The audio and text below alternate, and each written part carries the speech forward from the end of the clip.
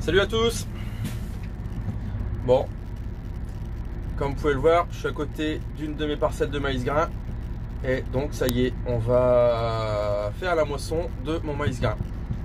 On a fait un échantillon il y a quelques jours, on était à 30 d'humidité, 30%. On a eu de la pluie il y a 2 jours. Hier, une très belle journée avec du vent de nord-est. Aujourd'hui, une belle journée avec du vent de nord-est. Et étant donné qu'après tout le monde va s'acharner pour faire les maïs épis et les maïs grains, il y a d'avoir une batteuse, étant donné que je suis une des parcelles les plus en avance du secteur, j'ai décidé d'attaquer, de le battre. De toute façon, on est dans le Pas-de-Calais et avoir du maïs grain à moins de 30 d'humidité, c'est très compliqué. C'est exceptionnel de l'avoir en dessous de 30 chez nous. On s'approche une année très sèche, comme il y a quelques années, des 25, 27, mais c'est exceptionnel. Donc j'ai décidé d'y aller. Donc moi je suis arrivé ici, j'ai le VR et la 18 tonnes. Et il y a Pierre qui arrive, qui est en train de convoyer la batteuse, l'entreprise qui va mettre en route son nouveau bec cueilleur ici chez moi. Premier chantier. Donc on va regarder tout ça. Allez.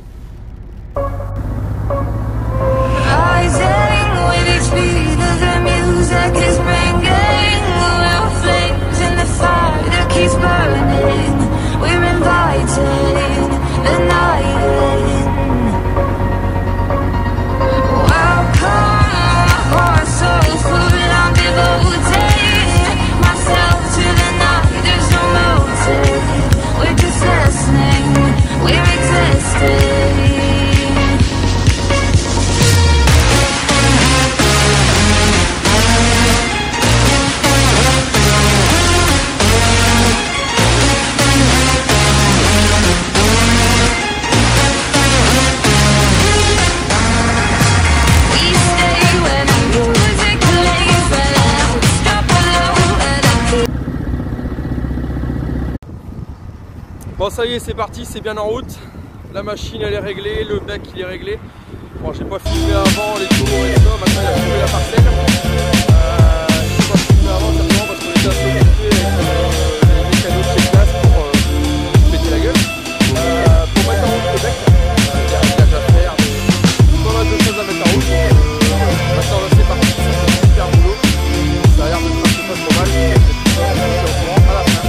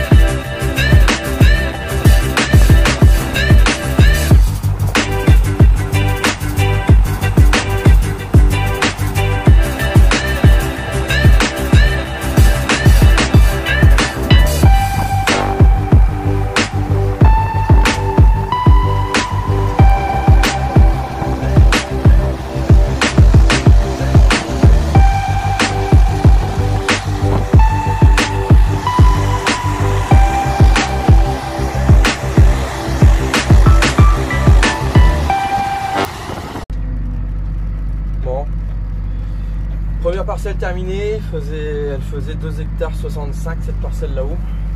Moi une fourrière qu'un voisin a dû m'ensiler pour sortir de son maïs en CH de son champ parce qu'il n'arrivait pas à sortir en chemin. Ça s'est plutôt bien passé, le travail est propre, pas trop de pertes. J'ai pas trop filmé, j'ai filmé ce que j'ai pu parce que bon, mise en route du nouveau bec et regarder si tout va bien, s'il n'y a pas de pertes, etc. Je passe un peu de temps. Là on arrive à la deuxième parcelle. Bon, ça va être plutôt positif la parcelle du haut puisque Pierre est déjà parti avec une 3 d'essieu chargée. Donc je pense qu'il y a au moins 25 tonnes dedans et moi je dois avoir, j'ai une trémie et demie, donc j'ai au moins 7-8 tonnes dans la 18. Donc ce qui fait que on fera les comptes à la fin, mais bon là on est en humide, hein, en sec, on verra ce que ça donne à la fin. Mais on fera les comptes à la fin, je pense que c'est plutôt positif au niveau rendement malgré les trous, les gros trous, ce qui manquait des pieds dans le rond de bief au milieu de la parcelle. Donc voilà, on va continuer et puis on se retrouvera après pour faire le bilan.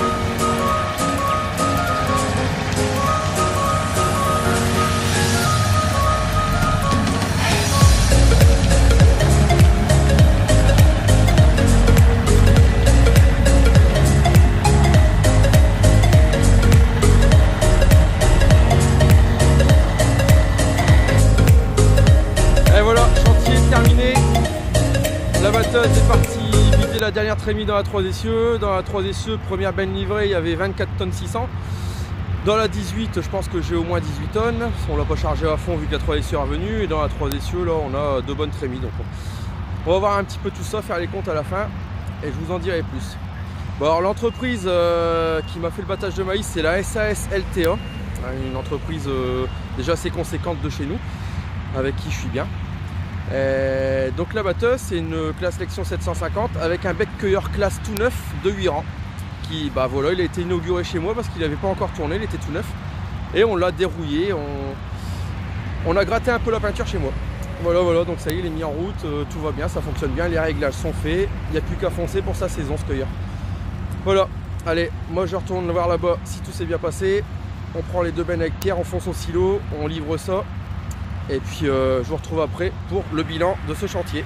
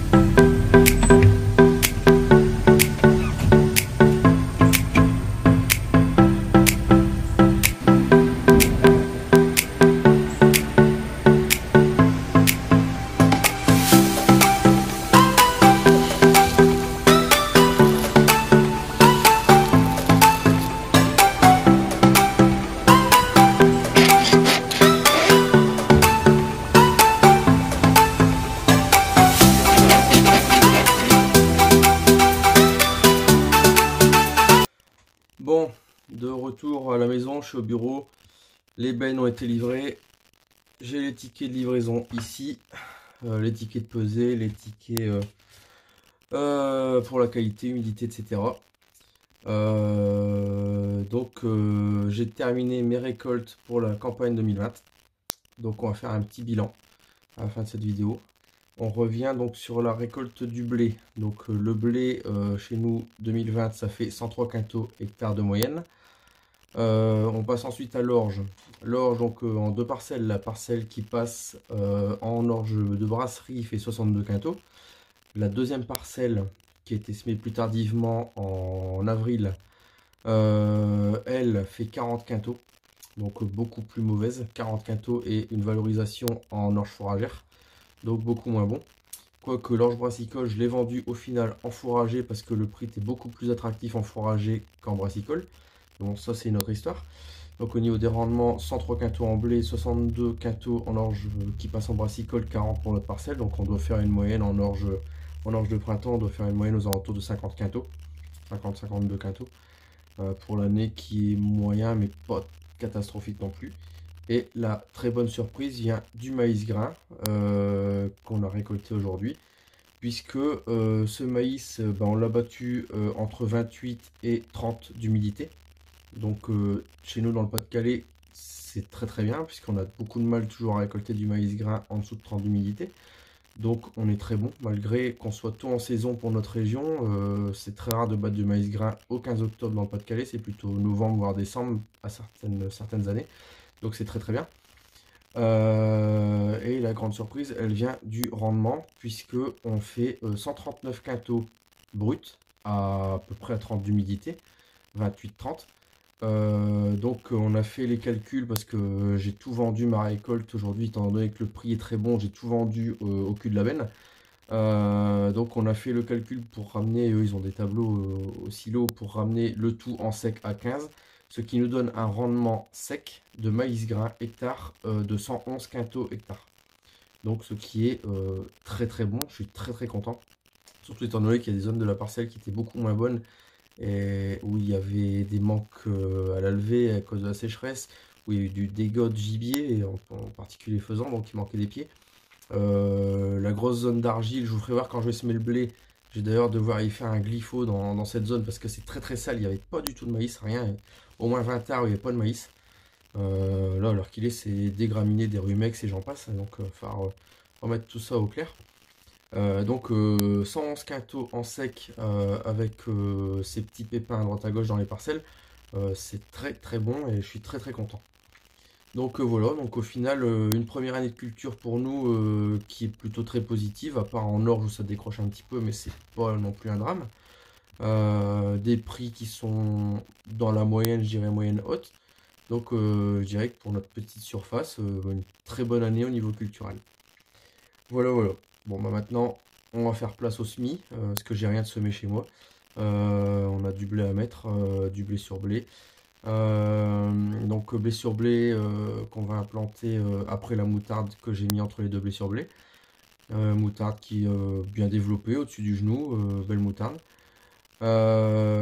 Aussi donc après les maïs on va faire une parcelle, la parcelle où il y a plus de mauvaise terre d'argile en TCS. Et là je vais tenter une parcelle d'un hectare et demi en semis direct juste sur les étoiles de maïs. Voilà, mais tout ça, on y reviendra dans les semaines à venir. Voilà, bon bah écoutez, j'espère que cette vidéo récolte du maïs chez moi vous a plu. Le petit bilan à la fin aussi. Et puis bah, n'hésitez pas à me mettre un like, vous abonner, un petit commentaire si vous voulez savoir plus de choses ou des améliorations dans mes vidéos ou des questions. N'hésitez pas. Et puis moi je vous dis à la prochaine pour une prochaine vidéo. Allez, ciao!